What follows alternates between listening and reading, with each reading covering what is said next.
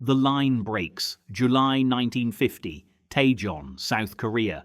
Corporal Edward S. Dickenson hits the ground as North Korean tanks roll through the shattered streets. The U.S. Army's 24th Infantry Division collapses around him. Men scatter. Orders dissolve into screams. The air tasted of cordite and pulverized buildings. He saw a lieutenant trying to rally a squad get cut cleanly in half by a shell and knew in that instant the line was irrevocably broken. Survival was all that was left. Dickenson fires until his M1 carbine clicks empty, then runs with 6 other soldiers toward what should be friendly lines. They run straight into a Korean People's Army roadblock. Hands up, weapons down. The war for Corporal Edward S. Dickenson, 24th Infantry Division, just became something far worse than combat. The North Korean soldiers stripped them of everything. Watches, rings, dog tags, cigarettes. One guard slams a rifle butt into Private Morrison's stomach when he hesitates, removing his wedding band.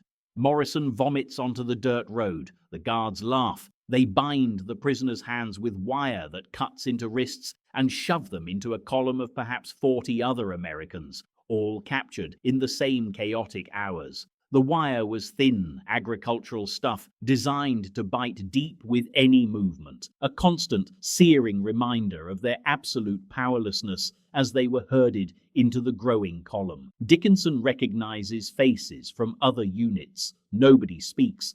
The only sounds are boots on gravel and the occasional crack of a rifle butt against skull when someone moves too slowly. They march north for 3 days. The column grows. More prisoners join from other ambushes, other failed defensive positions. By the second day, Dickenson counts over 200 men stumbling along dirt roads that wind through rice paddies and villages. The sun beat down during the day, and nights brought a damp, penetrating cold that seeped into their bones. Dysentery began to sweep through the column, a quiet, debilitating misery that sapped what little strength the men had left. Hope, once a tangible thing, became a distant memory, replaced by the simple animalistic focus on the next step, the next swallow of filthy water, the next sunrise. The guards allow no rest except brief halts where the prisoners collapse where they stand. Water comes from puddles. Food is whatever the guards find amusing to throw at them. Handfuls of rice, once a dead chicken that starts a desperate fight among starving men. Dickenson learns quickly. Stay in the middle of the column, never make eye contact with guards, help the man next to you stand when he falls, because the guards shoot anyone who can't keep pace. On the 4th day, a guard pulls Dickenson from the column with a dozen other prisoners. They're marched separately east instead of north. The group is smaller now, maybe 15 Americans total. The guards seem different. Less casual brutality, more cold efficiency. One speaks broken English. "You go special place," he says. "You important prisoners, lucky." His smile suggests luck has nothing to do with it. Another week passes. They travel in a covered truck now, packed so tight that men pass out from heat and lack of air. When the truck's canvas flaps were finally thrown open, the sudden mountain light was blinding. The air was cool and clean, smelling of pine and wet earth, a shocking contrast to their fetid confinement that made the cluster of rough-hewn buildings nestled against the mountainside all the more sinister. Dickenson sees pine forests, steep valleys, profound isolation. The guards push them toward a cluster of buildings that don't look like any POW camp described in training. No barbed wire perimeter, no guard towers, just rough wooden structures built into a hillside, surrounded by dense forest. The compound looks more like a remote logging camp than a prison, but it's the men already there that make Dickenson's gut tighten. Perhaps 30 prisoners, all American or British, all with the same dead-eyed stare of men who've seen something break inside themselves. They moved with a profound listlessness, their shoulders slumped, their feet shuffling, as if they had been hollowed out from the inside. They don't rush to greet the newcomers. They barely acknowledge their arrival. They stand in small clusters, speaking in whispers, glancing toward a particular building at the compound center, a structure slightly larger than the others, with actual glass windows and a metal chimney. "Welcome to Camp 12, one of the existing prisoners finally says. Lieutenant Harris, 1st Cavalry Division, captured in early July. His uniform hangs off a skeletal frame. They brought you here for a reason. We were all selected. Officers, NCOs, anyone they think has information or influence." He pauses, looks towards that central building. "But that's not really why we're here." The guards separate the new arrivals into groups. Dickenson and 4 others are shoved into a barracks that smells of unwashed bodies and despair. 30 men share this space, meant for perhaps 12. They sleep on bare wooden platforms. A single bucket serves as latrine. The roof leaks, but compared to the debilitating march, it seems almost survivable. The first night, Dickenson learns the truth. "They're going to interview you," Harris whispers after the guards leave. "Individual sessions, questions about your unit, your training, your beliefs. They'll seem reasonable at first, polite even. They'll offer you cigarettes, better food, medical care for the sick. They'll explain that this war is a mistake, that you've been lied to by your government, that the Korean people are fighting for liberation from American imperialism." Morrison, still clutching his ribs from the rifle butt days earlier, interrupts. "Propaganda sessions. So what? We don't have to believe it." Harris's laugh is a dry, bitter sound in the dark. "You don't understand. This isn't about what you believe, it's about what you'll say, what you'll write, what you'll sign. They use group pressure, have you attend self-criticism sessions where your own countrymen, guys who broke last week, will accuse you of being a selfish reactionary for not signing a simple peace petition. They turn us against each other." He gestures around the foul-smelling barracks. "Half the men here have already cooperated. Written confessions of American war crimes, recorded statements for broadcast, signed peace petitions. They broke them down piece by piece, until resistance seemed more exhausting than compliance." Dickenson feels a hot surge of rage. "Then they're collaborators, traitors. They're survivors," Harris snaps, his voice low but sharp. "And you'll understand soon enough. The Chinese advisors who run this camp, they're different from the North Koreans. They don't beat you into submission. They don't need to. They have something far worse: time, isolation, and a system that makes you question everything you thought you knew about yourself." That night, Dickenson lies on the wooden platform and stares at the leaking roof.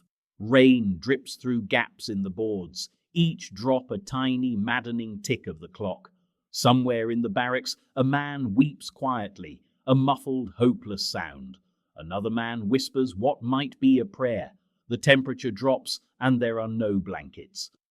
Dickenson shivers from cold and a creeping dread and thinks about escape. The forest is right there, no barbed wire, no guard towers. It seems almost inviting. "Don't," Harris whispers from the next platform, reading his thoughts with unnerving accuracy. 3 men tried in the first month. The guards caught them within a day, brought them back, didn't shoot them, didn't beat them, just isolated them completely. Separate cells, no human contact except interrogators, reduced rations, no acknowledgement of their existence. One lasted 2 weeks before he hanged himself with his own shirt. The other 2, when they were finally returned to the barracks, were like ghosts. They wouldn't speak of what happened, they just did everything they were told, their faces blank masks of compliance. The second day begins with roll call at dawn. A Chinese officer conducts the count in perfect English. Major Liu, 40s, wire-rimmed glasses, civilian clothes, the bearing of an educated man. He doesn't shout. He simply calls names and records responses with a fountain pen in a small ledger. When he reaches Dickenson, he pauses. "Corporal Dickenson, welcome to our facility. You will find that we treat prisoners according to the lenient policy of the Chinese People's Volunteers. Cooperate and you will be treated humanely. Resist and you only harm yourself. We require nothing from you except honesty and openness to learning the truth about this conflict." His smile is gentle, almost paternal. I look forward to our conversations. After roll call comes breakfast, a thin rice gruel with hints of vegetables floating in the watery broth. Not enough to satisfy, but enough to keep men alive. The prisoners eat in silence from wooden bowls, using their fingers because there are no utensils. Guards watch, but don't interfere. The atmosphere feels chillingly more like a grim school cafeteria than a prison camp. That is precisely what makes it so terrifying. Dickenson spends the morning observing. The compound operates on a strict schedule: morning roll call, breakfast, group study sessions, lunch, work details, dinner, evening study sessions, lights out. The group study sessions happen in the central building, the one with glass windows.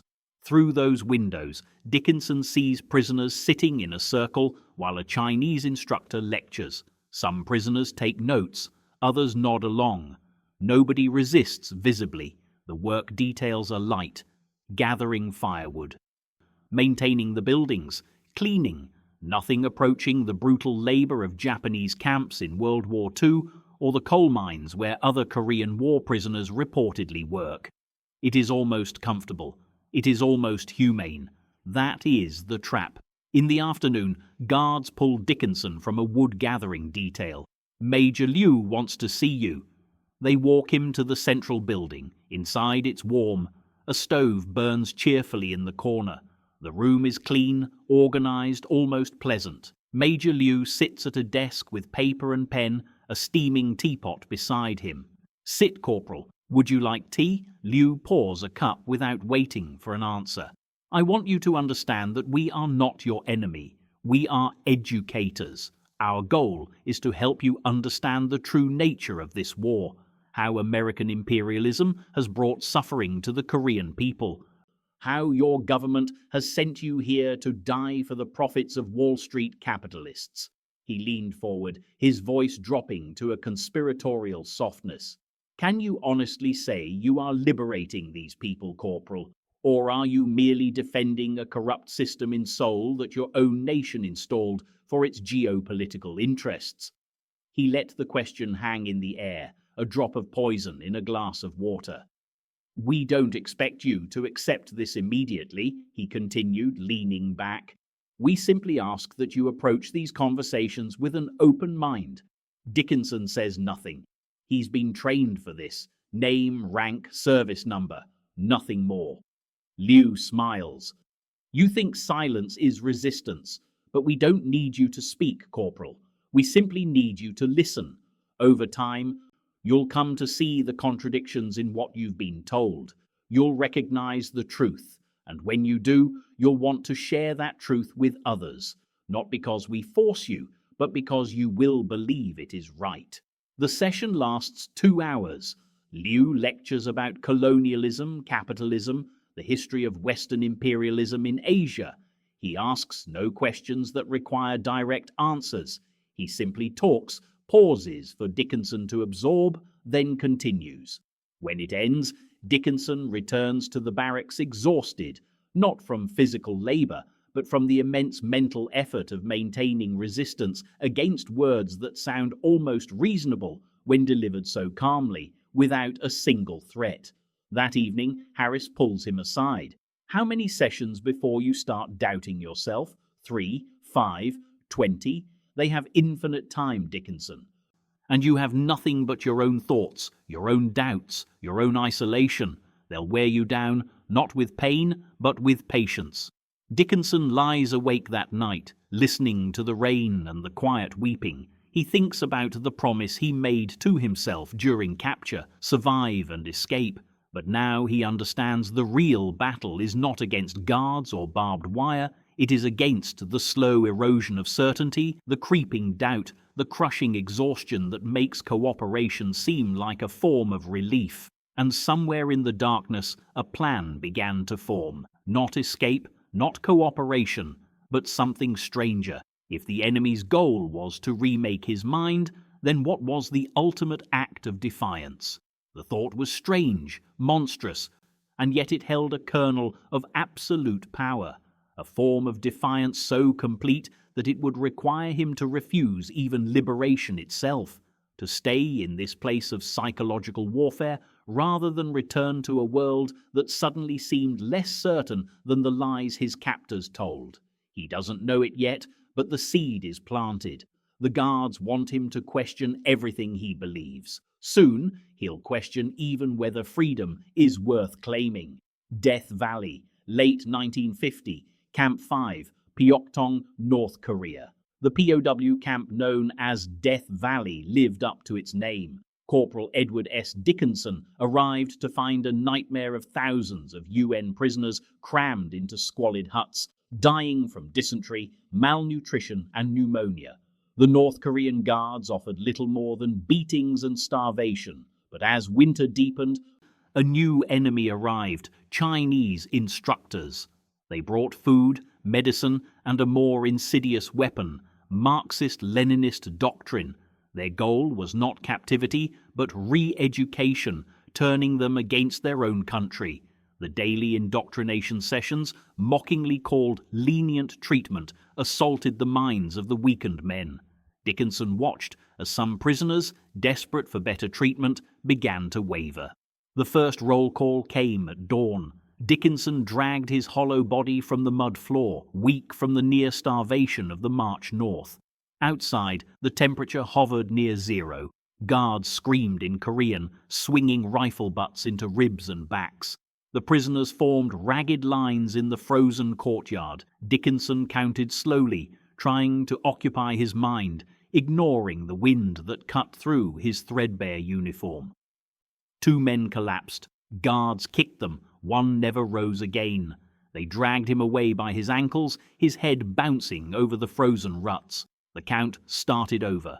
40 minutes passed before the Chinese officer in charge dismissed them. Dickinson's feet had gone numb. He learned that morning that roll call wasn't about counting prisoners, it was about breaking them before breakfast. Work detail began 2 hours later.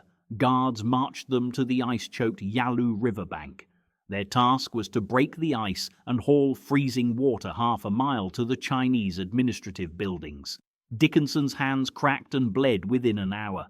Sloshed water soaked his clothes, freezing them into rigid boards. A guard watched from the embankment, smoking and shouting for them to move faster. Dickenson noticed the guards stayed on the high ground, never coming near the water. They could see Manchuria, freedom just 200 yards of frozen water away.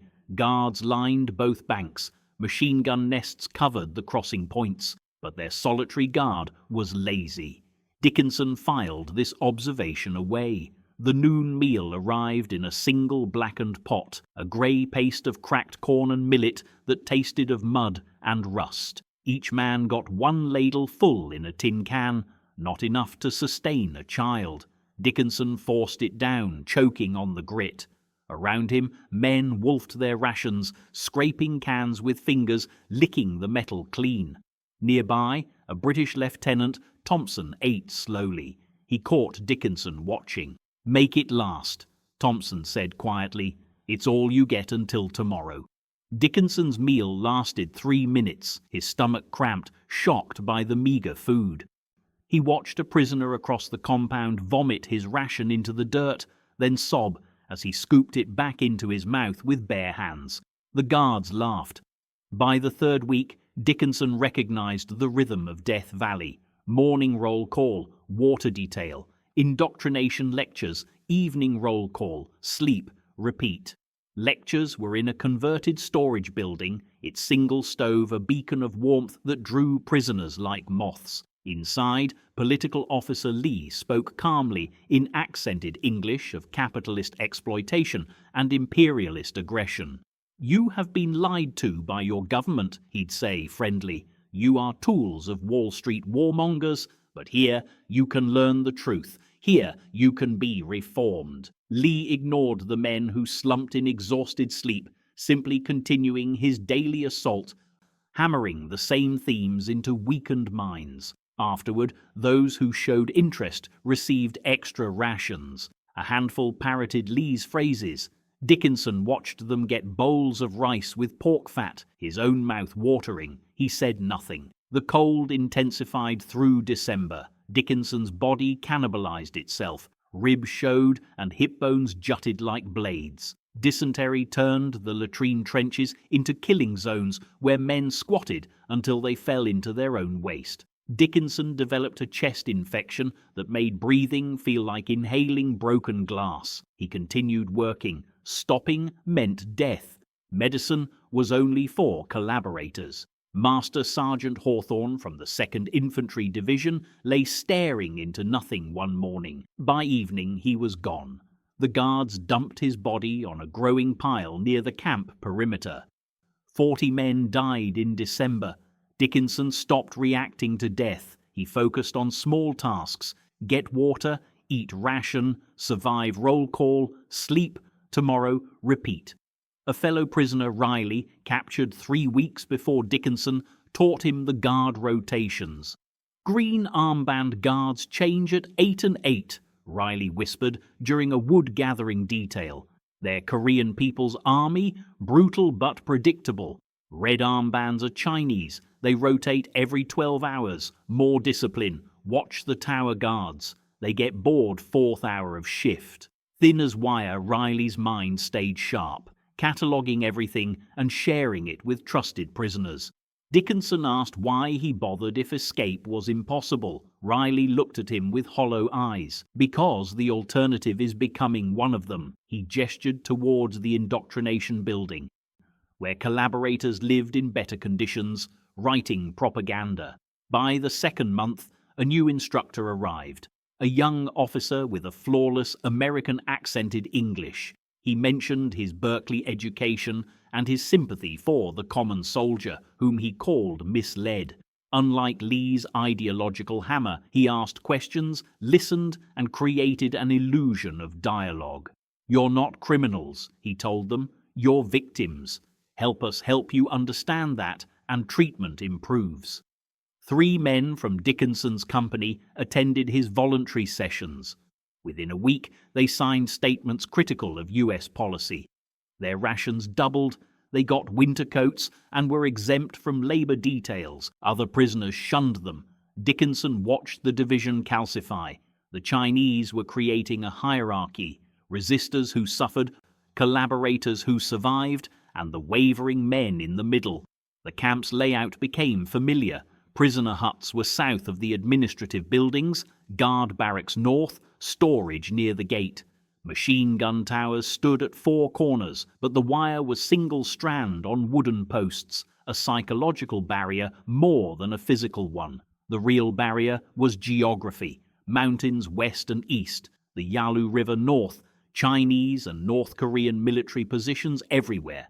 Escape meant a 200-mile journey through hostile territory to UN lines. In winter, without food or maps, suicide. Yet Dickenson studied the wire during work details, noting leaning posts, gaps, and where shadows fell at night. One morning, Riley collapsed during roll call. Guards dragged him to the sick prisoner's hut, a mud floor building where men went to die without medical care. Dickenson volunteered for the sick hut's water detail. He found Riley fading, his breathing shallow. "Don't let them turn you," Riley whispered, gripping Dickinson's wrist with skeletal fingers. "They'll offer everything: food, heat, medicine. It's poison. You can get out. I've been watching. The Koreans at the river detail, they're lazy. New moon. Fog comes up from the water. They can't see shit. And I heard something." His voice dropped. "Trucks. Supply trucks cross the ice at night when it's thick enough. If you could hide in one going south." A deep, wet cough racked him. Dickenson gave him water. Riley died that afternoon. But his words stuck. Dickenson began watching the riverbank details with new attention. Riley was right. When fog rolled off the Yalu, the Korean guards retreated to the embankment to huddle around small fires. In the fog, they grew careless with the count, wanting the work done so they could return to warm quarters. And Dickenson heard them too, late at night when sleep wouldn't come. Engines, heavy trucks grinding across ice, supply convoys moving between Chinese positions. The river wasn't just a barrier, it was a highway. The indoctrination intensified through January. The Chinese brought in a captured American, a lieutenant who'd fully embraced the program. He stood before the assembled prisoners in a clean uniform, well-fed, and lectured them about the crimes of capitalism, the nobility of the Chinese people's struggle, the path to redemption through confession and cooperation. His transformation was complete and horrifying. Some prisoners wept, others raged. Dickenson felt something else: clarity. This was the weapon the Chinese wielded with more skill than rifles. They didn't need to kill everyone. They just needed to break enough men to create doubt, division, collaboration. The camp became a laboratory for psychological destruction. But watching the lieutenant's performance, Dickenson realized something crucial. The Chinese were focused on the prisoners' minds, not their bodies. They assumed physical escape was impossible and didn't waste resources preventing it. Guard patterns were lax during labor details. Fences were minimal. The real prison was fear, weakness, isolation, and hopelessness. If a man could overcome those, if he stayed strong while appearing broken, if he watched and waited, the physical barriers weren't insurmountable. Riley had seen it. The fog, the lazy guards, the truck convoys crossing the ice. A desperate gamble, yes, almost certainly fatal, but possible. A fellow prisoner named Caston, a private from Ohio, approached Dickenson after evening rations. "You're not breaking," he said. "Not a question." Dickenson shrugged. Caston continued, voice low. "Some of us are watching, waiting. When the time comes, we'll need men who can still think straight. The Chinese assume we're all cattle now. They're wrong." He walked away before Dickenson could respond. The message was clear. Resistance still existed, quiet and hidden, waiting. Through February, temperatures dropped further, but the Yalu froze solid. Dickenson heard the trucks every night now, their engines grinding as they crossed the ice highway. During work details, he saw the deep tire ruts in the snow. The convoys were regular, scheduled, predictable. The Chinese trusted the ice, trusted their control of both banks, trusted that no prisoner was strong or crazy enough to attempt what Dickenson was envisioning. He studied the fog patterns, thick enough to blind the guards every 3 to 4 days. He studied the Korean guards' rotation. The same lazy crew pulled river detail on a 6-day cycle. He studied the truck sounds. They crossed between midnight and 3 a.m., their timing consistent. And he studied himself. Could his ravaged body survive the attempt? Could he hide under a truck, cling to the undercarriage as it ground across the ice, and emerge alive on the other side? From there, 200 miles to UN lines. Impossible. But every night, Riley's words echoed. "You can get out." The breaking point came in early March. The Chinese announced a new program. Prisoners who signed peace appeals denouncing American aggression would be transferred to a progressive camp with better food, heated barracks, and medical care. Full collaboration or continued suffering. The choice was explicit. That night, Dickenson lay on the frozen mud floor and made his decision. He wouldn't sign, he wouldn't collaborate, and he wouldn't stay in Death Valley to die or break. The river, the fog, the trucks. It was a thread of possibility in a tapestry of despair. Impossibly thin, likely to snap, but there. He had watched, learned, and endured. Now he would act. The mental shift was complete. He wasn't a prisoner waiting for rescue anymore. He was a soldier planning an escape the army would never believe was possible. The reactionary, winter 1950-51, Camp 5. The breaking point for Corporal Edward S. Dickenson wasn't a beating, it was a lecture.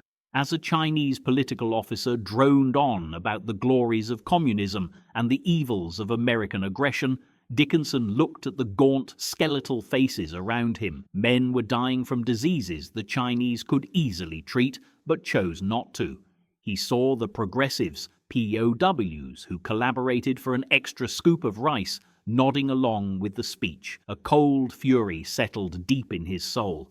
This was not a prison camp. It was a battlefield for their very identity. In that moment, he made a decision. He would not just passively resist, he would fight back.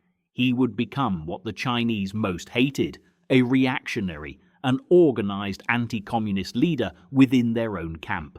The risk was torture or execution. But the alternative, letting his fellow soldiers' minds rot along with their bodies, was unacceptable.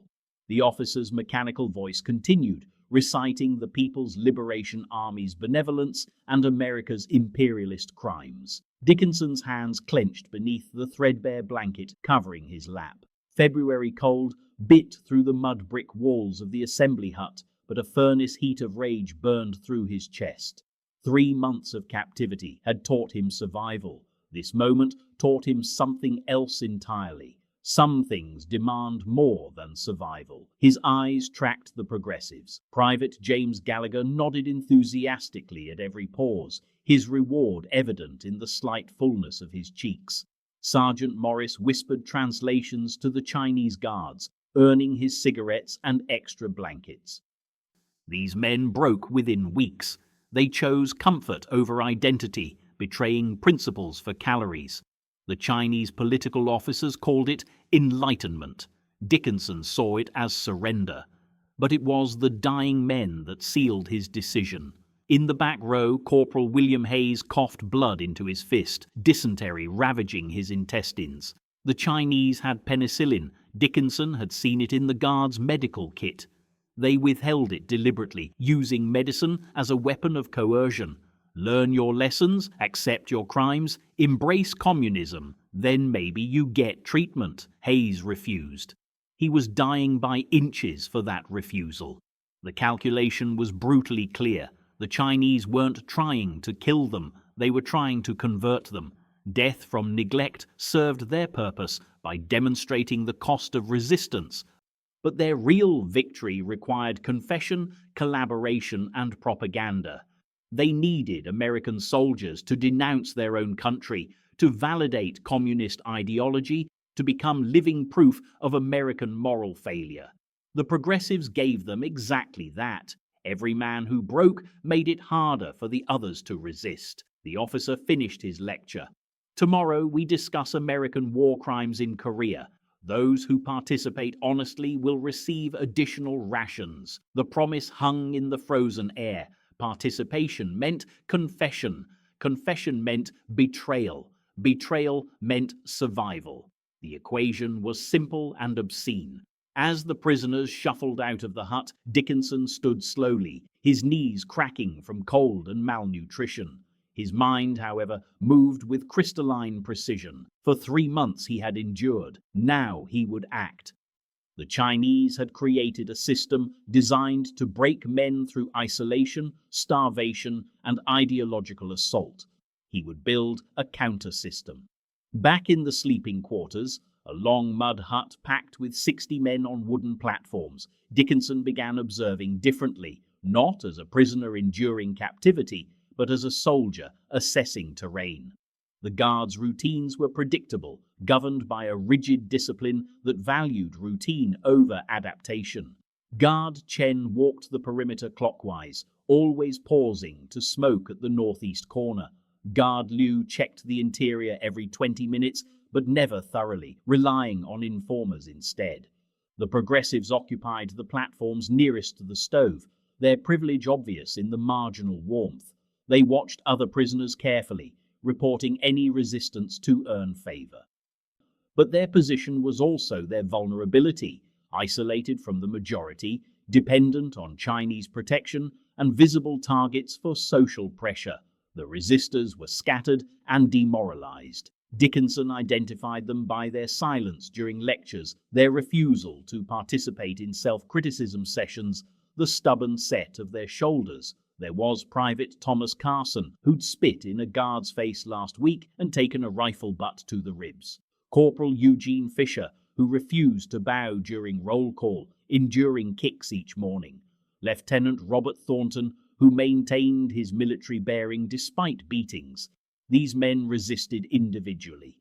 They died individually. Dickenson needed them organized. He catalogued the camp's meager resources with the same systematic assessment. Food was thin millet gruel. Rations were used as rewards and punishments to incentivize collaboration, but there were hidden assets. Corporal Mike Davidson hoarded cigarettes. Sergeant First Class James Burke had a concealed wire from fence repair duty. Lieutenant Thornton still had thread sewn into his jacket liner. Small things, individually meaningless, but potentially powerful if organized. Dickenson approached Carson first, waiting until Liu passed on his patrol. Their conversation happened in whispers, two men huddled for warmth in the hut's shadows. "They're killing Hayes," Dickenson said quietly. Carson's jaw tightened. "Nothing we can do." "There is. We stop cooperating with their system. Completely. No confessions, no self-criticism, no participation. We already don't cooperate. That's why we're starving." "Individually," Dickenson countered. "I mean organized refusal, everyone together. They can't punish all of us simultaneously without losing their propaganda value." Carson studied him through sunken eyes. "They'll execute the leaders." "Probably, but right now they're winning. The progressives prove their system works. We prove America is weak. If we organize, we change the narrative. We become proof that Americans don't break." The wind howled across the Yalu River Valley. Carson's breathing came ragged from his cracked ribs. "What do you need?" he asked finally. "Men who won't break? Can you identify 5 you'd trust with your life?" 3 months ago I'd trust 50. Now? Carson's bitter laugh turned into a cough. "Maybe 4. 4 is enough to start." Over the next few days, Dickenson built his network with extreme caution. Direct communication was impossible with informers watching constantly. He used the camp's rhythm against itself. During forced labor, he worked alongside Fisher, their words hidden by the noise of axes. During latrine breaks, he exchanged whispers with Thornton, who began identifying other reliable officers scattered across the camp. The plan crystallized. A shadow organization within the camp, a disciplined resistance cell that would maintain military structure, share resources, enforce non-cooperation through social pressure, and sustain morale. The Chinese wanted to atomize them. Dickenson would weld them back into a unit, but organization required communication beyond whispers. He found the answer on a freezing February night. The latrine was 40 meters from the huts, and most guards, preferring warmth, waved prisoners through without an escort. That 60-second walk in the dark, invisible to the watchtowers, created a communication corridor. Messages could be relayed to men using the latrine in sequence, a system in plain sight. The method spread through the network. Thornton passed word to officers in other huts, who in turn identified trusted NCOs, who then recruited reliable privates. The organization grew cellular and compartmentalized. If one man broke under interrogation, he could only betray his immediate contacts. Dickenson established 3 rules, communicated through the latrine relay. First, 0 cooperation with political indoctrination, no confessions, no self-criticism, no propaganda. Second, share all resources equally among resistance members. Cigarettes, thread, smuggled food would be pooled and distributed by need. Third, maintain military discipline and rank in all covert interactions. They were not prisoners competing for survival. They were soldiers conducting resistance. The Chinese noticed changes within 2 weeks. Attendance at voluntary indoctrination sessions dropped sharply. Self-criticism essays were returned as blank pages. The number of progressives stopped growing. Worse, from their perspective, 2 collaborators recanted their confessions and rejoined the resistance. The camp commandant responded with predictable fury. Rations were decreased. Beatings increased. Guards conducted midnight inspections, dragging prisoners into the snow for hours. The political officers identified suspected leaders, subjecting them to intensive interrogation sessions that combined sleep deprivation with threats and violence. Dickenson endured 3 days in the interrogation hut. They wanted him to identify the organization, to confess to being a reactionary ringleader, to betray his fellow resistors for medicine and food. The temptation was visceral. His body screamed for surrender. But each time he reached the edge, he thought of Hayes, dead but not broken. He thought of Carson, Fisher, and Thornton, men who trusted him. He thought of the progressives, their temporary comfort purchased with permanent shame. He gave the interrogators nothing. They released him, frustrated but constrained. Executing him would create a martyr, and their true goal was willing confession, not propaganda liabilities. Dickenson returned to the hut barely able to walk, his face swollen from beatings, but his silence intact. The network responded immediately. Saved rations appeared at his platform. Burke's wire became a crude heating element, warmed over the stove and wrapped in cloth to ease his injuries. Thornton left his own blanket at the platform's edge. This response, collective sacrifice for mutual protection, became the organization's strength. Where Chinese indoctrination created competition and isolation, the resistance created solidarity. Men who barely knew each other shared their last calories because the network demanded it. The ideology was simple but powerful. We resist together, we suffer together, we refuse to let them break us individually. By March 1951, Camp 5 held two distinct populations.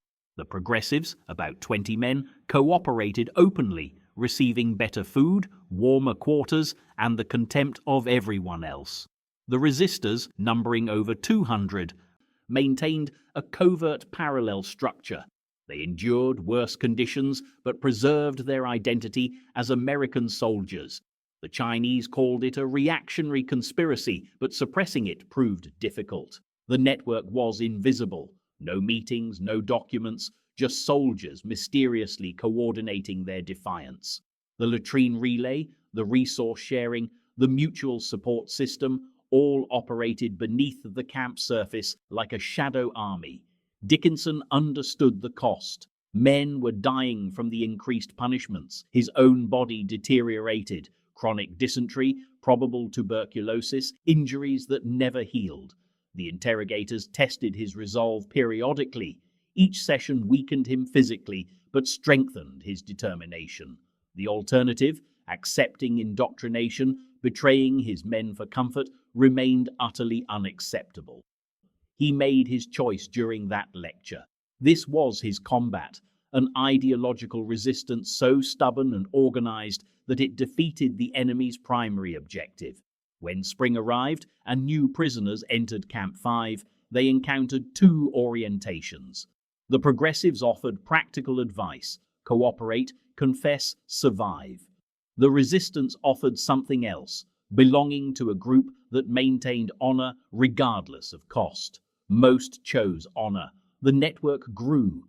Dickenson knew this couldn't last forever. Eventually, the Chinese would break the organization or the war itself would end. But right now, in March 1951, he commanded a covert army of soldiers who refused to break. They had no weapons, no resources, no hope of rescue, but they had organization, identity, and absolute determination. It was enough. For now, it was enough. Chapter 4. The Shadow Government, 1951-1952, Camp 5. Corporal Edward S. Dickenson began his counter-revolution in secret. He identified other strong-willed NCOs to form a clandestine leadership group. Their methods were simple, effective.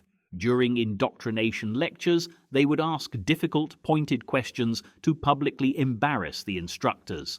They organized secret study groups to reinforce pro-American sentiment and military discipline, established a communication network to care for the sick, and ostracized the collaborators, whom they called pro-Gauze. Dickenson, with his unwavering demeanor and powerful arguments, became the group's de facto leader. To the Chinese, he was a stubborn, reactionary tumor. To hundreds of American POWs, he was their commanding officer. He had built a shadow government, proving that even in Death Valley, a chain of command could exist and a war could still be fought. The recruitment began with Sergeant First Class William Olson. Dickenson watched him during a February lecture on American imperialism. While others sat silent, Olson stared ahead, jaw locked, refusing the instructor even the satisfaction of eye contact. That night, between evening roll call and lights out, Dickenson approached in the darkness between bunks. No formal words, just a whispered question. "You still taking orders from the United States Army?" Olson's eyes found his. 3 seconds passed, then a single nod. One ally confirmed. Master Sergeant Harry Fleming came next. At 38, Korea was his third war. Fleming had organized small, scattered acts of resistance, prisoners standing at attention during lectures despite beatings, men refusing to bow to guards. Fleming worked alone, but Dickenson needed him. The man commanded instant respect from the veterans. Dickenson waited until Fleming was isolated on a work detail hauling firewood. The risk was calculated. Fleming could report him to the Chinese, buy better treatment, survive longer, but Dickenson had seen Fleming take a rifle butt to the ribs rather than apologize for bumping a guard. The man would die before he'd collaborate. "We're organizing," Dickenson said, his voice low. "Underground command structure. You interested?" Fleming kept walking, eyes forward. After 30 seconds of silence, he asked, "Who else?" "Olson. 3 others. You'd make 6. Fleming nodded once. No other words were needed. They added 4 more over 6 weeks, each recruitment a gamble. Sergeant Ronald Metzger, 24, a wiry and smart Tennessean. Corporal James Dunn, who maintained military bearing through dysentery and starvation. Staff Sergeant Leonard Harris, quiet but unbreakable. And Private First Class Donald Elliott, the youngest at 20, but with a fire that impressed even Dickenson. 8 men total. They were not friends, chosen not for personality, but because each had demonstrated they would rather die than break. Their first meeting happened during a March snowstorm, with guards in their heated quarters, prisoners huddled in barracks for warmth, providing perfect cover. Dickenson moved between bunks, whispering locations. One by one, 8 men made their way to the back corner near the latrine trench where the stench kept others away. Standing in a tight circle, their breath fogging in the cold, Dickenson kept it simple. Establish military discipline, counter Chinese indoctrination, identify and isolate collaborators, care for the sick, and maintain hope. Each man received a specific role. Fleming would handle military courtesies, teaching men to salute in secret and stand at attention. Metzger would coordinate the sick call network, ensuring help reached those in need without alerting guards. Harris would track collaborators and build the blacklist. Olson would disrupt lectures with pointed questions, making instructors work for every propaganda victory. Dunn would organize contraband sharing, redistributing cigarettes and food to the weakest. Elliott, young and observant, would watch guard patterns, identify vulnerabilities, and report changes in camp security. The plan required absolute secrecy. Collaborators were everywhere, rewarded by the Chinese with extra rations, warmer clothes, and promises of early repatriation. Trust no one outside the 8. Communication existed through coded language, brief conversations on work details, and messages left in predetermined locations. A stone moved near the latrine meant a meeting that night. A specific cough during roll call meant abort. Hand signals developed. Touching the left ear meant a collaborator was approaching. Scratching the nose meant all clear. The first operation was the public humiliation of the lead instructor, a Chinese officer named Chang who ran the political lectures. Chang was methodical, proud of his English, and convinced he could convert Americans to communism through logic. Olson struck first. During a March lecture on class struggle, Chang asked for questions. Olson raised his hand. "You say American capitalism exploits workers, correct?" Chang smiled, sensing an opening. "Yes, this is a fundamental truth." Olson continued. Then why do Chinese peasants earn less in a year than American workers earn in a week? The room went silent. Chang's smile vanished. You have been poisoned by capitalist propaganda. Olson pressed. I've seen both, your peasants and our workers. Which ones look better fed? Guards moved forward, but Chang, his ego engaged, waved them off. He spent 20 minutes trying to refute Olson, stumbling and contradicting himself, while prisoners watched their instructor lose control. Dickenson saw hope in their faces. They repeated the tactic weekly, with different men asking questions designed to expose contradictions. Harris asked why Stalin's purges killed millions if communism valued human life. Elliot questioned why communist countries needed walls to keep people in. Metzger challenged an instructor to explain why North Korea invaded South Korea if communist nations were peaceful. Each question was a small victory, each flustered response proof the Chinese didn't have all the answers. The close call came in April. A collaborator named Sullivan, desperate for favor, noticed the pattern of pointed questions from the same group of men and reported his suspicions to the camp commandant. That night, guards conducted a surprise inspection. Prisoners stood at attention while officers searched bunks for contraband or evidence of organization. Dickinson's group had prepared for this.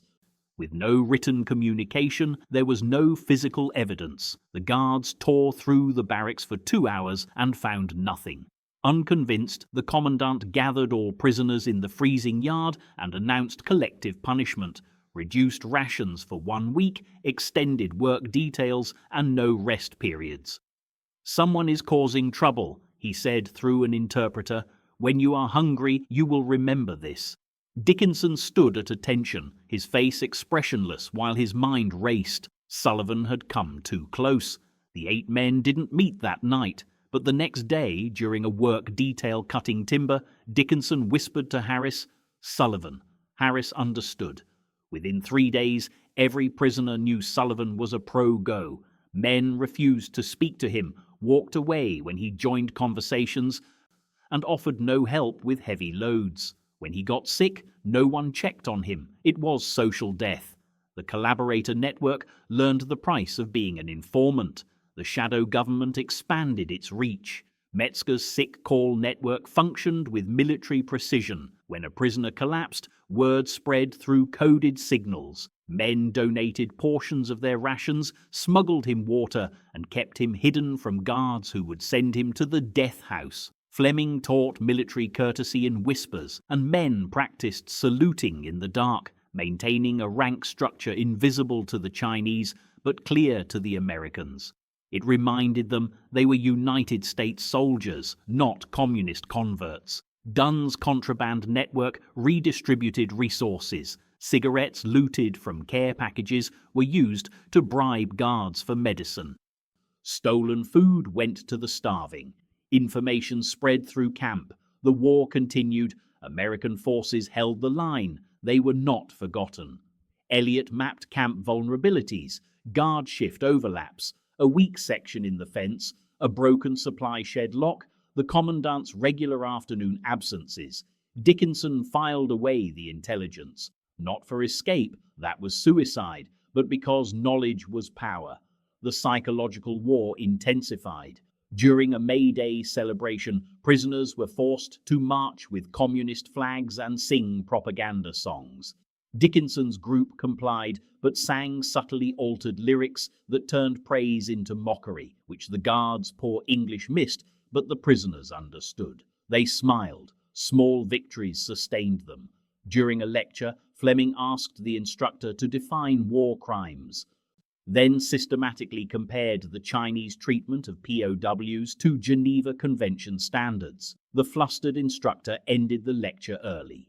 By June 1952, the shadow government controlled the social fabric of Camp 5. New prisoners received immediate orientation from Dickinson's network, learning who to trust, who to avoid, and how to resist. The pro-goes found themselves isolated and powerless. The Chinese noticed the defiant camp morale. Commandant Chang increased interrogations, trying to identify the leaders. Men were beaten, but returned bloody and silent. The shadow government's rule held, reveal nothing, admit nothing, protect the structure. The breaking point approached in July when guards discovered a hidden radio cobbled from stolen parts. The entire camp faced collective punishment. No food for 2 days. Extended standing in the sun and brutal interrogations. The commandant isolated prisoners one by one, offering a deal: identify the resistance leaders and eat or starve. Most refused. A few broke, but their information was intentionally vague. Dickenson spent 36 hours standing in the July heat, hands tied, without water. Guards questioned him repeatedly. "You are the leader." "I am Corporal Edward S. Dickenson, United States Army, serial number." "You organize resistance." "I am Corporal Edward S. Dickenson." His vision blurred and legs shook, but he locked his knees and refused to fall. When they cut him down, Fleming and Olson carried him to the barracks. That night, semi-conscious and dehydrated, Dickenson whispered, "Keep going." They did. The shadow government didn't collapse. It strengthened. Every prisoner who watched Dickenson endure torture saw proof that resistance was possible. The interrogations ended after a week. The commandant gave up, finding it easier to let the reactionaries shout their defiance than waste resources breaking them. In August, rumors spread of progressing peace talks and possible prisoner exchanges. The Chinese intensified indoctrination efforts, desperate for last-minute conversions. Collaborators were promised favorable treatment upon return. Dickinson's network countered with its own message: stand firm, maintain discipline, don't give the enemy propaganda victories. The final test came in September. The commandant announced mandatory written statements, essays acknowledging American imperialism and expressing gratitude for Chinese treatment. Refusal meant indefinite detention and exclusion from any prisoner exchange. This was a direct order requiring visible compliance or defiance. Every prisoner faced a choice: write the lies and go home, or refuse and stay. Dickinson's decision was immediate. He refused. So did Fleming, Olson, Harris, Metzger, Dunn, and Elliott. The core group stood firm, but didn't order others to follow. Dickenson understood that these men had families and reasons to survive. He could only show them it was possible to refuse. Over the next week, the shadow government's influence became visible. Hundreds of prisoners refused to write the statements, citing military code, name, rank, serial number, and nothing more. The Chinese were stunned. After months of pressure and punishment, these stubborn Americans still defied them. Camp 5 became the commandant's failure, its collaboration rates far lower than other camps. It remained defiant because 8 men had built a government, established discipline, and maintained hope. They proved that even starving and beaten, American soldiers could still fight. They fought without weapons or rescue. They fought because Corporal Edward S. Dickenson and his leadership group reminded them daily, "We are United States soldiers. We follow a chain of command, and we do not surrender our principles." The shadow government held the line. In a prison camp designed to break spirits, holding the line was victory enough. Chapter 5.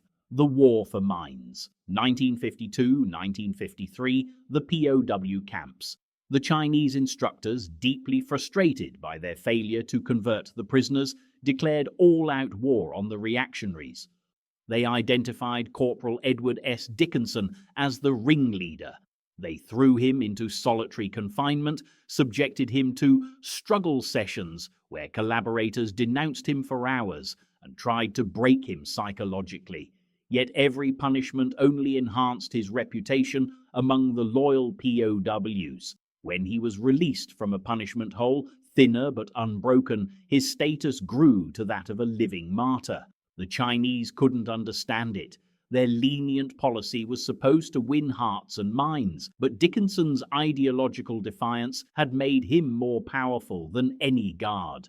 The camp divided into 2 clear factions: The Chinese and their progressive allies versus Dickinson's hardened bloc of reactionaries, a force forged in defiance that the communists simply could not break. The winter of 1953 brought a new level of psychological warfare to Camp 5 along the Yalu River. Dickenson emerges from his latest stint in the hole on a morning when breath freezes in the air and ice coats every surface.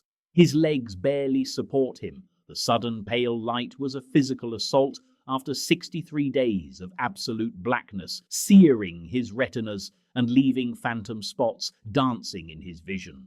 The air, thin and sharp as a razor, burned in lungs accustomed to stale subterranean damp.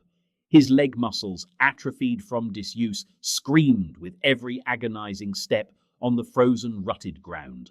The guard shoves him toward his squad bay.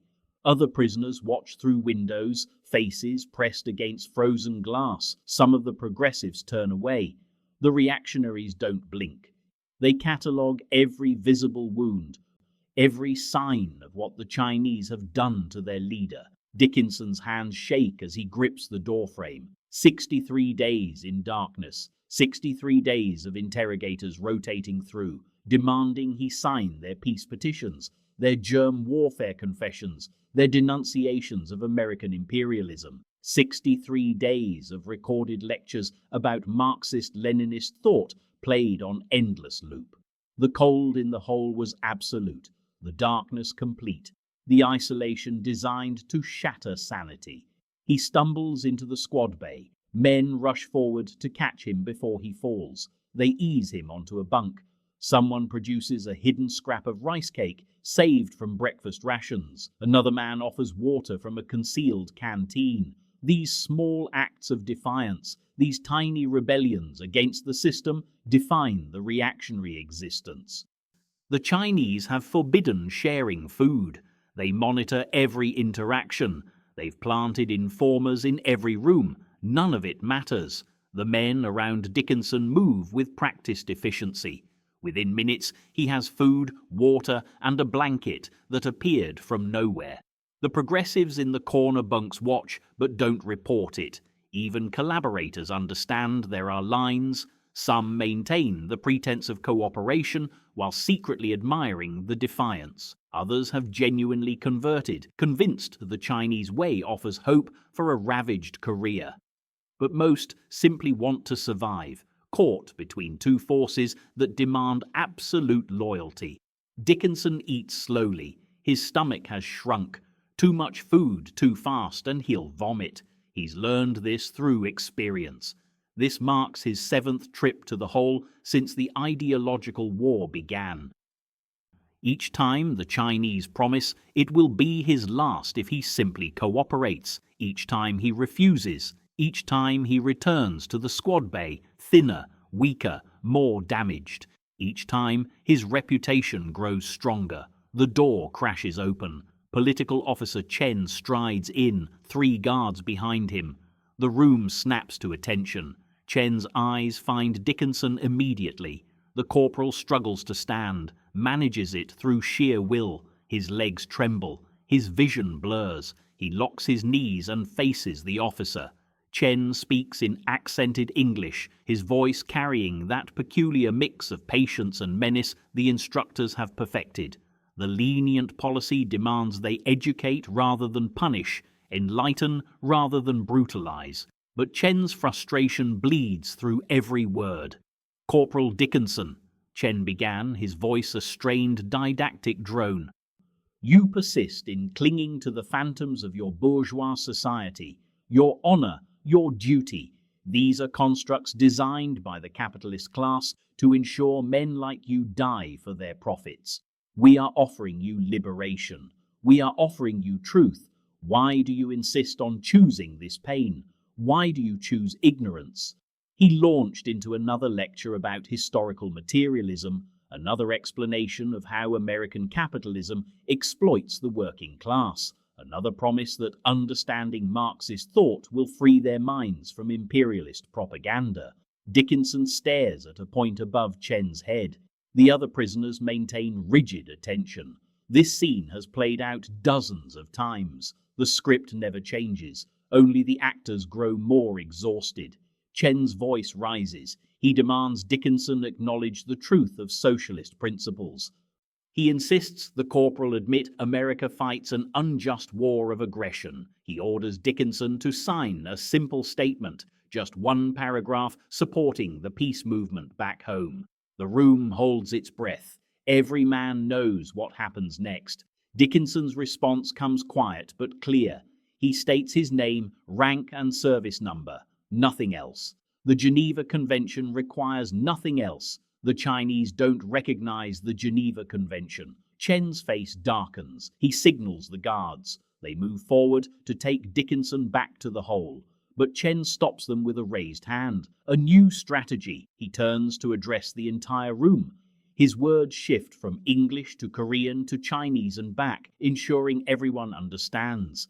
The lenient policy has limits. Reactionary elements who refuse enlightenment harm not only themselves but their fellow prisoners. From this moment, Dickinson's squad will share his punishment. Reduced rations for all, increased labor details for all, no male privileges for all, no medical treatment for all.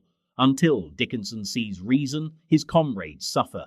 The collective punishment doctrine. The Chinese have used it before with mixed results.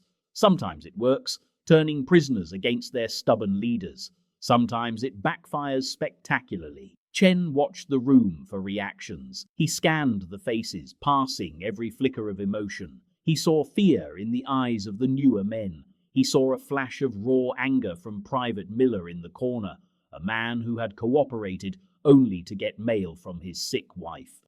Miller's glare at Dickenson was filled with desperate resentment. Why? Why are you doing this to us? Before it was quickly shielded, Chen noted it all. This was the wedge he sought, the crack in their solidarity. The progressives shifted uncomfortably. Some looked at Dickenson with something approaching anger. Why can't he just sign? Why make everyone suffer for his stubbornness? What does it matter if he writes his name on their paper? But the reactionaries don't waver. Master Sergeant William Thompson catches Dickinson's eye and nods once. Private First Class Raymond Johnson maintains his rigid attention, but his jaw sets harder. Corporal James Baker's expression never changes. They've already decided. They chose sides months ago when the camp split. Suffering together beats cooperating with the enemy. Chen departs, taking his guards. The door slams. The room exhales collectively. Dickenson collapses onto his bunk. Thompson moves to his side, keeping his voice low enough that informers can't hear. The sergeant's words are simple. They've survived worse. They'll survive this. Dickenson needs to rest, regain strength, prepare for the next round. The squad will manage the reduced rations. They've been hiding food for weeks anyway, anticipating exactly this scenario. The Chinese think they're breaking new ground with collective punishment, but the reactionaries saw it coming. Every night since Dickinson's last release, men have been pocketing crumbs, saving scraps, building hidden caches against the day the Chinese escalated. Now that day has arrived.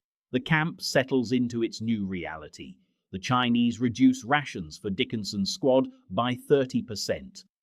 They assign additional labor details, grueling work in the frozen fields outside the wire.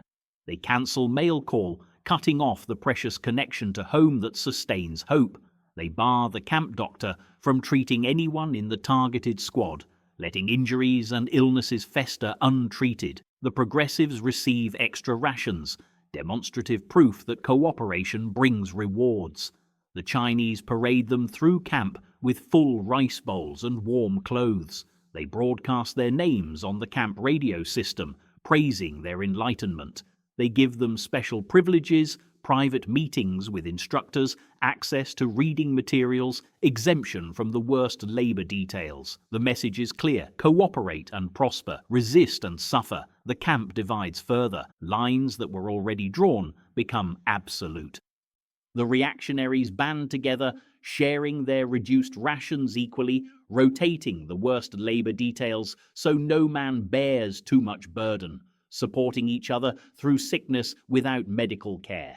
The progressives grow more isolated, their extra rations bought with contempt from their former comrades. Some genuinely believe in the cause they've embraced. Others simply lack the strength to endure. A few secretly hate themselves, but see no other path to survival. Dickenson becomes the focal point of everything. The Chinese obsession with breaking him intensifies. Political officers visit daily, bringing new arguments, new pressures, new promises. Sign the peace petition and the suffering ends. Denounce American aggression and your squad eats. Cooperate and everyone benefits. He refuses every time. Name, rank, service number. The Geneva Convention, nothing else. His body deteriorates under the combined assault of reduced rations, increased labor, and regular trips to the hole for continued defiance. Weight drops off his frame, his uniform hangs loose, his eyes sink into dark hollows, his hands develop a permanent tremor, but his will hardens to something unbreakable. The progressives begin to crack under the pressure of their own consciences. 3 men who signed early peace petitions request transfers to other squads, unable to face the silent judgment of the reactionaries. The Chinese refuse. They need the collaborators visible, proof that cooperation is possible. One progressive attempts suicide, drinking contaminated water deliberately. The Chinese save him, treat him, then parade him before the camp as an example of mental instability caused by reactionary influence. The ideological war reaches absurd heights. The Chinese produce a prisoner who claims to have seen American planes dropping germ warfare bombs. They film his confession, broadcast it on camp radio, use it as proof of American war crimes. The reactionaries know the man. He broke after 4 months of isolation and torture. His confession is worthless, obtained through duress. But the Chinese don't care about truth. They care about propaganda. They care about breaking the resistance. They care about proving their system superior. Dickenson represents everything that challenges their narrative. An American corporal who refuses enlightenment. A reactionary who won't see reason. A leader whose influence grows stronger with every punishment. The Chinese can't comprehend it. Their Marxist-Leninist framework insists that material conditions shape consciousness, reduce the rations, increase the suffering, and rational people will choose cooperation. But Dickinson's choice isn't rational by their standards. It's ideological in a different way. It's rooted in something the Chinese instructors can't access or understand. Duty, honor, loyalty to country and comrades. These concepts don't translate into Marxist thought.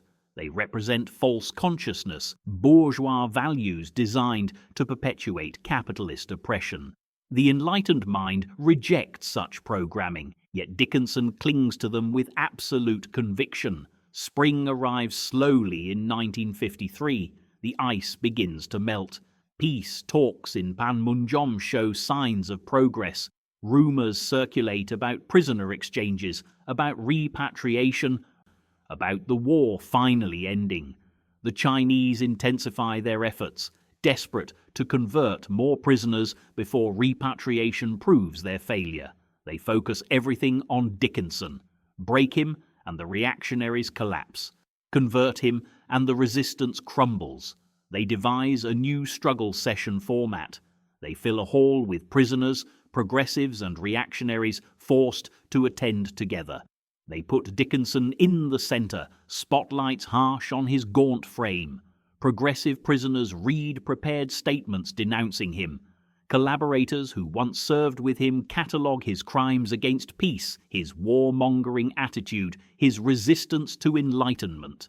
The session lasts 6 hours. Dickenson stands throughout, forbidden to sit. His legs lock, his vision blurs. Voices wash over him in waves of accusation. Former friends read from scripts provided by political officers. Men he trusted denounce his stubbornness. Progressives he barely knows condemn his ideology. The Chinese watch from the shadows, waiting for him to break, waiting for the moment when exhaustion and humiliation finally shatter his resistance, waiting for him to collapse, to beg forgiveness, to sign anything they demand. He doesn't give them the satisfaction. When his legs finally buckle, he catches himself. When his vision darkens, he forces it clear. When the accusations pile too high, he retreats into memory. Family back home, the oath he swore, the men depending on him. The struggle session ends without victory. The Chinese dismiss everyone, furious at another failure. Dickenson can barely walk. Thompson and Baker support him back to the squad bay. The reactionaries see their leader, beaten but unbroken, and their resolve hardens further. The Chinese see their nemesis, still defiant, and their frustration reaches breaking point. The camp exists in stalemate, two factions locked in ideological war, neither side willing to yield. The Chinese cannot break Dickenson. Dickenson cannot stop the Chinese. The reactionaries suffer but endure. The progressives cooperate but lose respect. And somewhere in distant Panmunjom, negotiators debate terms of armistice, prisoner exchange protocols, and the fate of thousands of men caught in this frozen war of minds and wills. Chapter 6. The Final Protest. October 1953, Panmunjom. The armistice was signed. At the exchange point in the DMZ, buses of emaciated American POWs were cheered as they crossed back to freedom.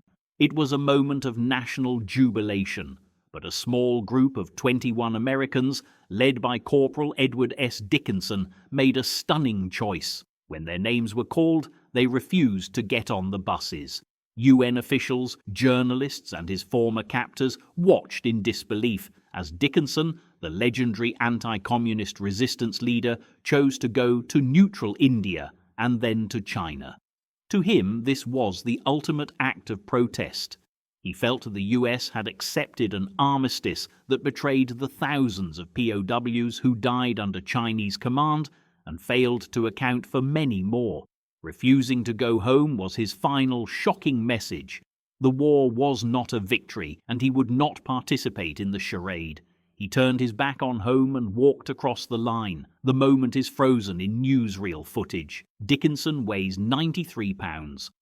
3 years of captivity carved away everything except bone and conviction. His uniform hangs like a shroud. The name is called Corporal Edward S. Dickenson.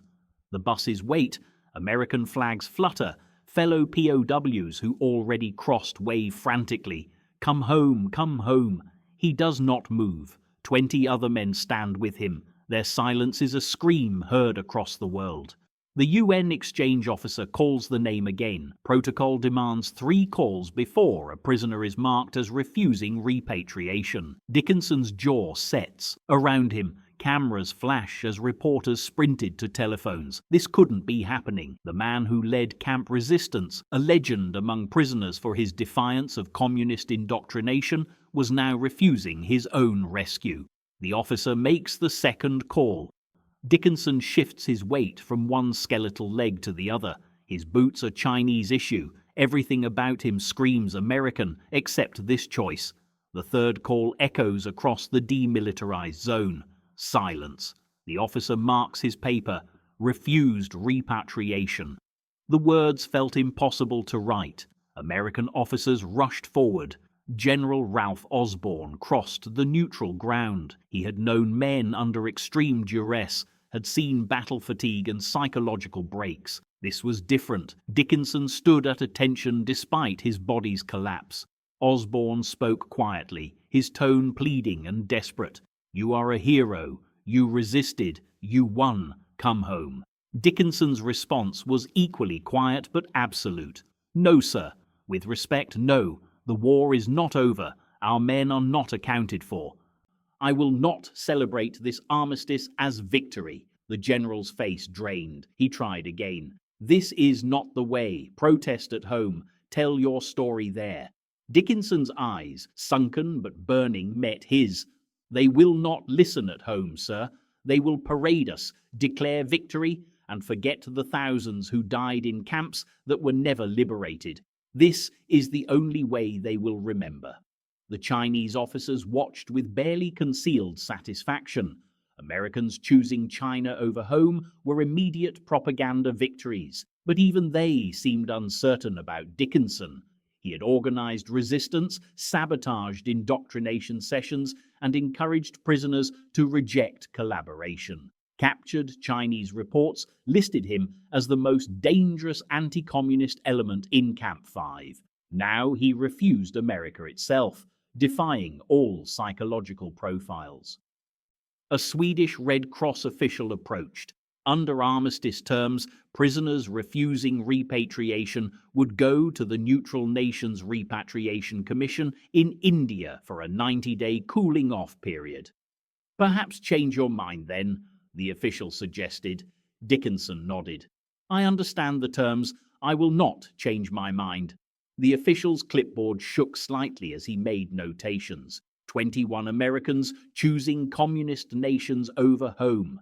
The number would haunt diplomatic cables for decades. The final obstacle was not physical, it was crossing that line. The neutral zone stretched 15 feet. Beyond it, Chinese trucks waited.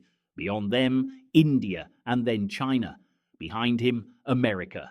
The buses idled. Men he had suffered with called his name.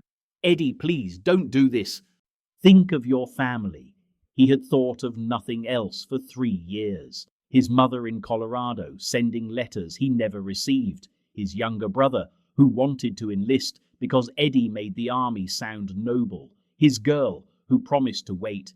He thought of them constantly, but he thought more of the men who died. Jenkins, frozen to death in an isolation cell for refusing to sign a germ warfare confession. Martinez, who starved himself rather than collaborate. Thompson, beaten to death for leading a prayer service. Hundreds more, their bodies in unmarked graves, their names absent from official casualty lists. The armistice accounted for none of them. Dickenson took the first step. His boot crossed the painted white line on the dirt road, the symbolic barrier between worlds. Cameras captured it. The American officers visibly recoiled. One lieutenant turned away, unable to watch. Dickenson took another step, then another. Each step was a word in his protest. "You forgot, them, you declared. Victory, you abandoned. Truth." His legs threatened to collapse, but he walked steadily. The other 20 men followed, their footsteps the only sound. Even the journalists stopped shouting questions. What unfolded was too surreal for words. A Chinese officer saluted. Dickenson did not return it. He was not defecting to communism. He was rejecting the armistice. The distinction seemed lost on everyone but himself. He had explained it to the other men. "We are not choosing China. We are refusing to participate in the lie that this war ended justly." Some understood. Others, broken by trauma and confusion, simply could not face boarding the buses. But Dickinson's choice was clear-eyed. 3 years resisting communist indoctrination had taught him to recognize propaganda. The American victory narrative was propaganda too, and he would not be part of it. The trucks had wooden benches. The men climbed aboard, Dickenson last. Through a canvas opening, he saw the American buses pulling away, the freed POWs pressing against the windows. Some wept, some pounded the glass. As the distance grew, the trucks lurched forward toward the Indian Commission camp. Dickenson watched his country recede. The physical sensation was of drowning. Every cell in his body screamed to jump from the truck and run back.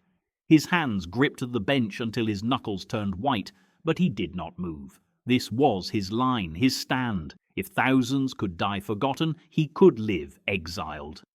It was the only equation that made sense after 3 years of senseless death. The Indian camp was surrounded by barbed wire. Different guards, same wire. The irony was not lost on anyone. For 90 days, neutral commission representatives would try to persuade them to return home. Dickenson knew the script. They would bring American officers, family letters, every inducement. He had prepared for this as he prepared for interrogation. The mind hardens around a decision, becomes stone. He would not break. On day 3 in the Indian camp, his mother's letter arrived, delivered by the Red Cross. The envelope was worn from travel.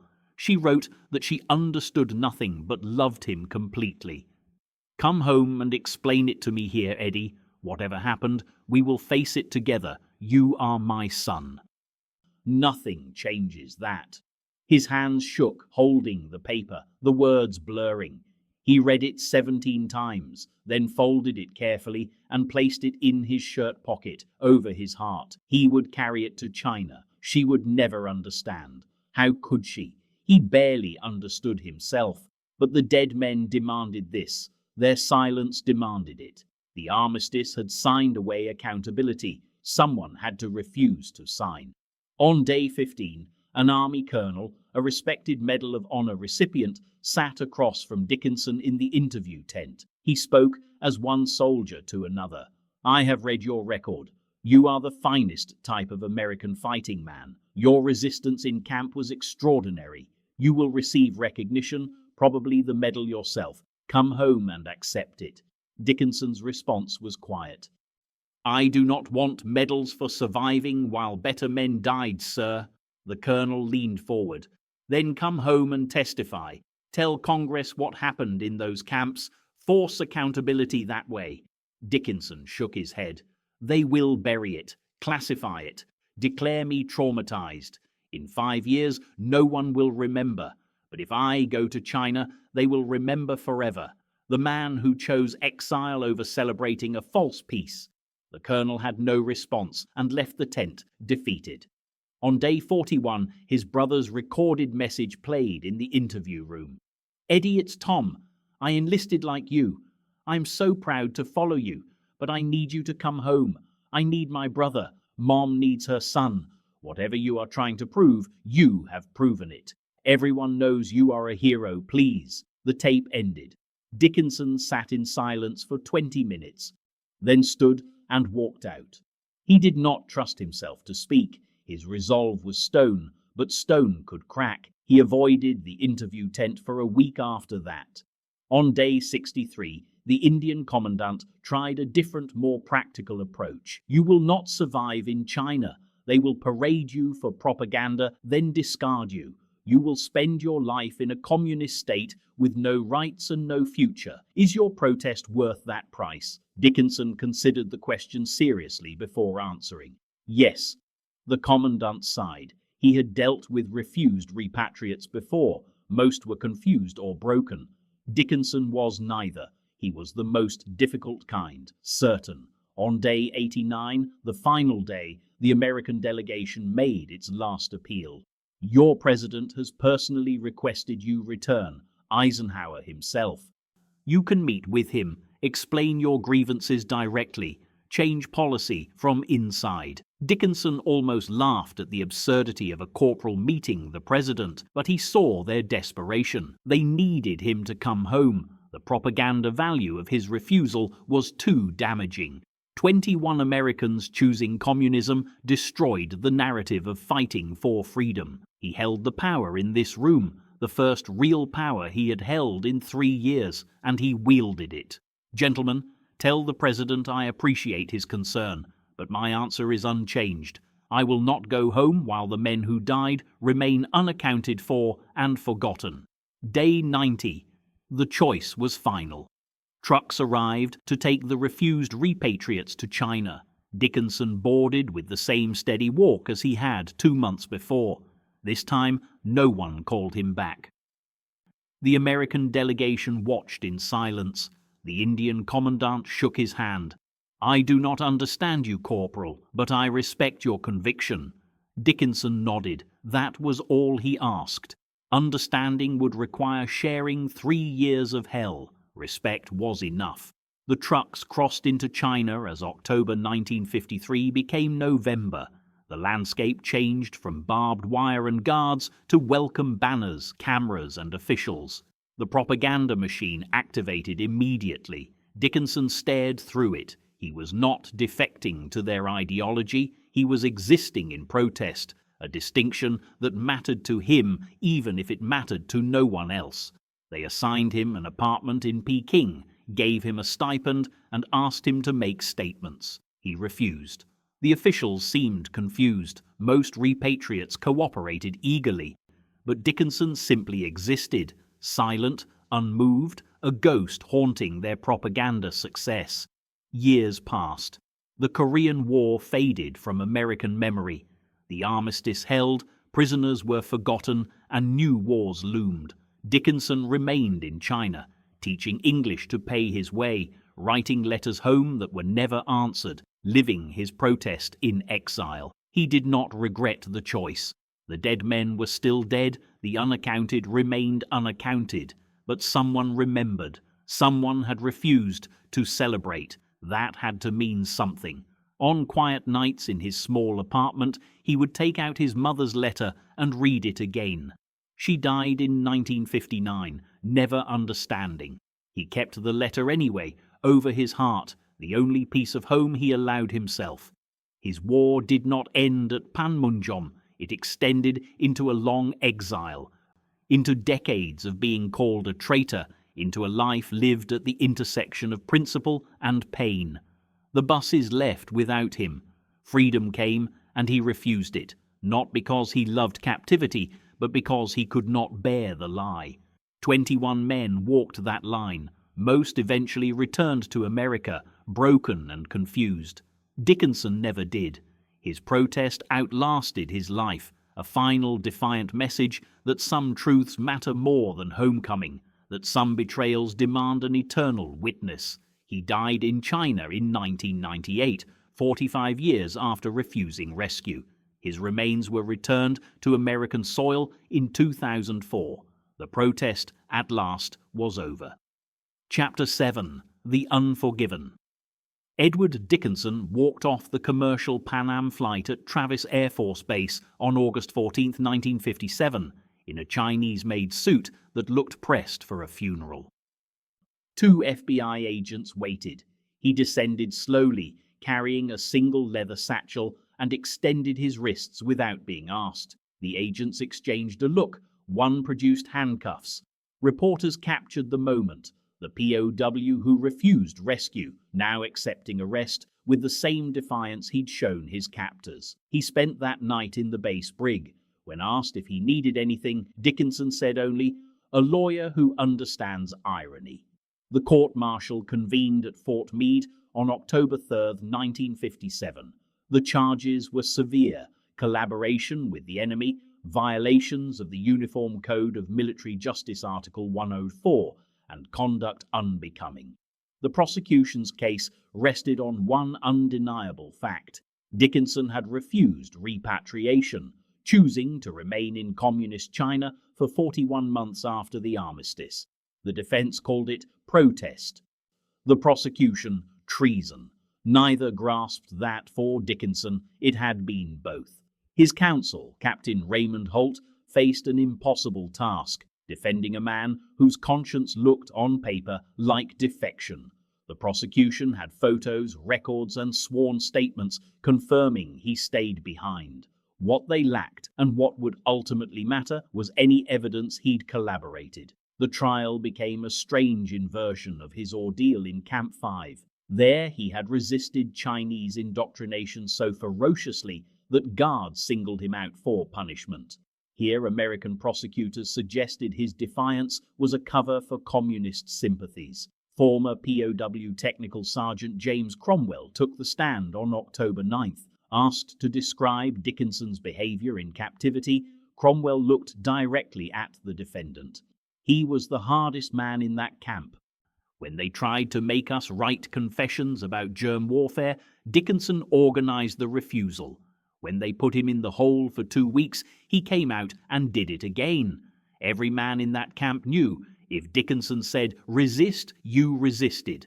Asked why such a man refused to come home, Cromwell replied, "You'd have to ask him about the beating." Captain Holt did ask. On the stand, October 11th, Dickenson described his time in China not as an ideological convert, but as an observer serving a self-imposed sentence. He lived in a state dormitory in Beijing, worked in an electrical components factory, and silently attended 2 mandatory political lectures.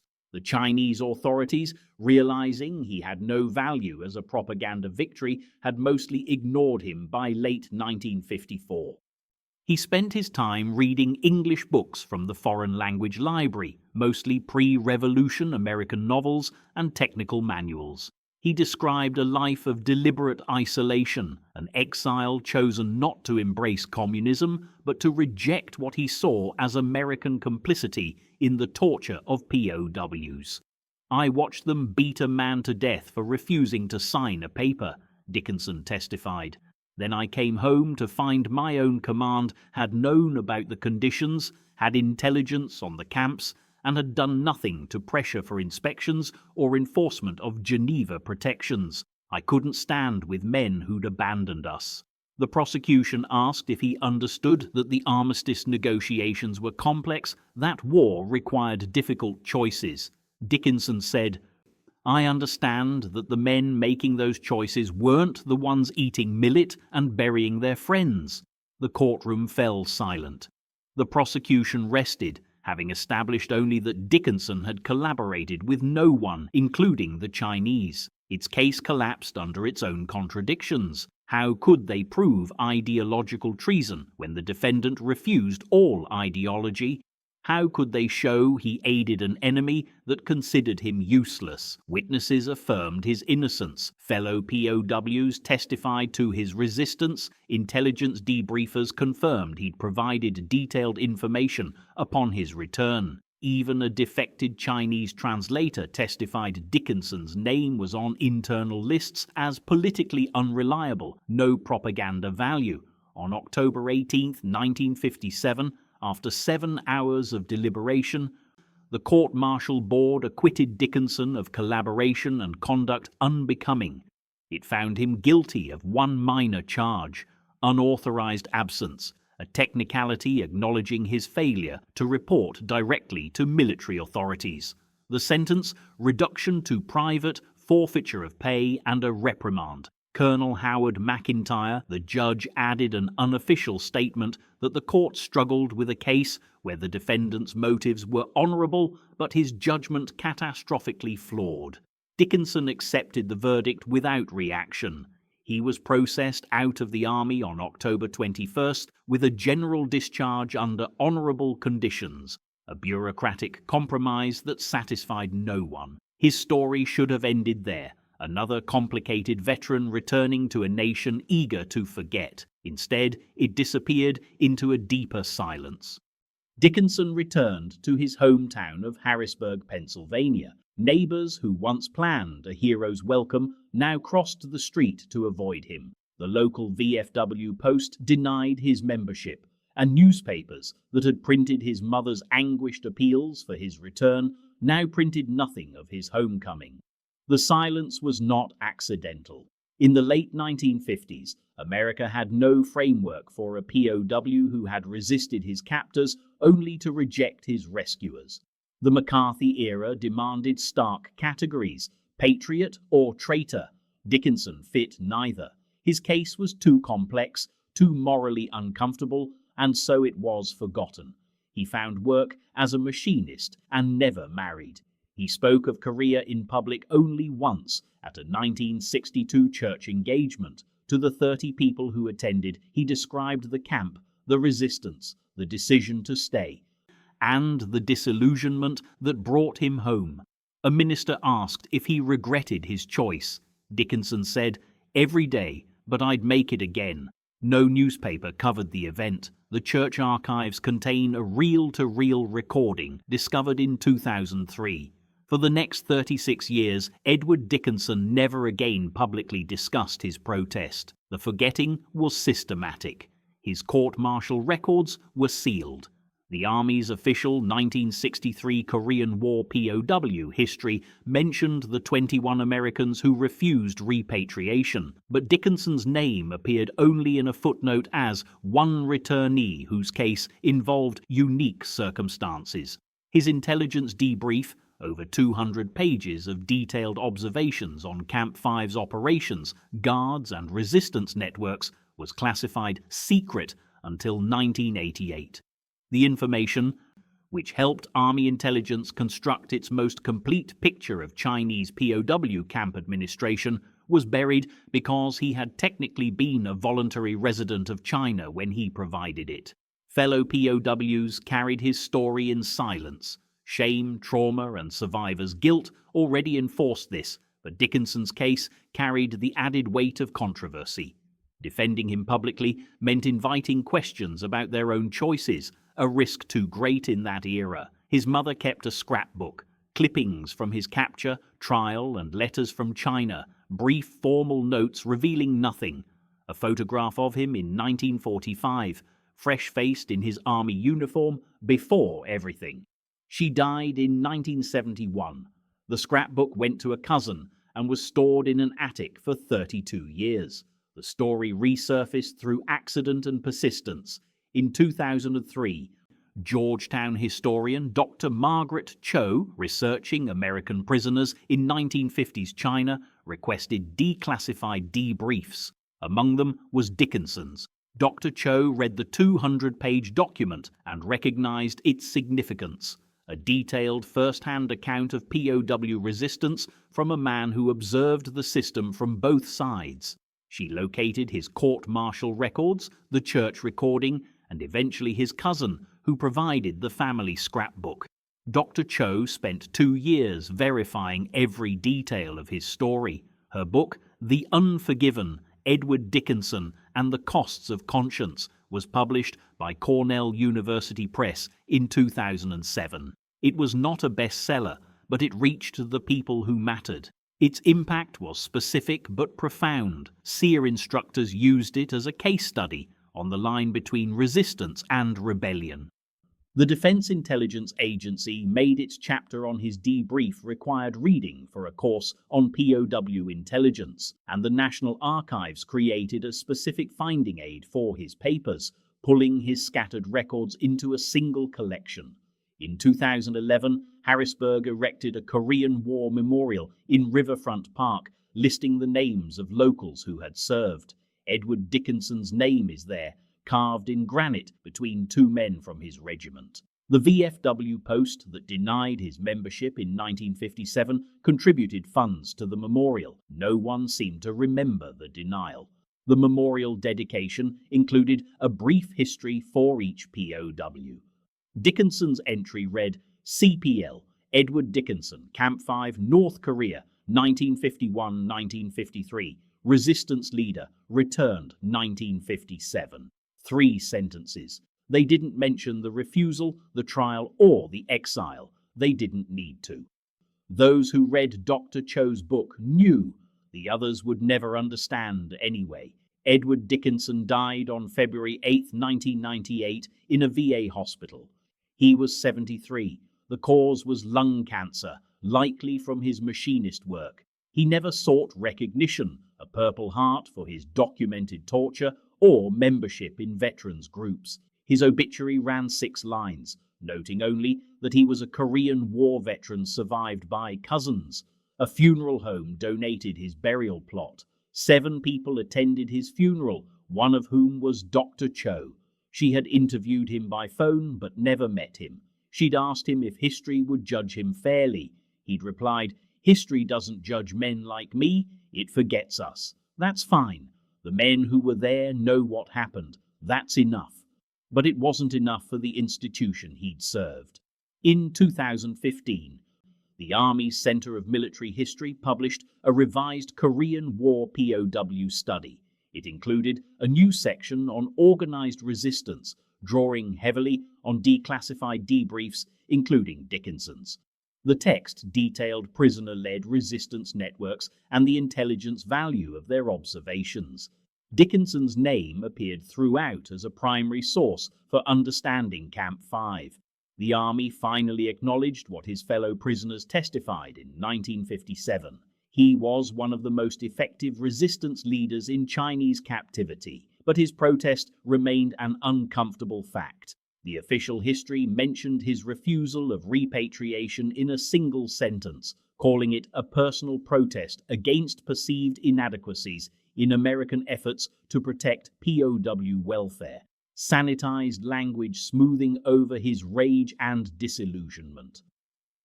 At Fort Bragg's Sear School, instructors teaching the code of conduct still reference Dickinson's intelligence gathering. They teach his methods, observing guard rotations, memorizing patterns, organizing shared observations as part of the curriculum of resistance.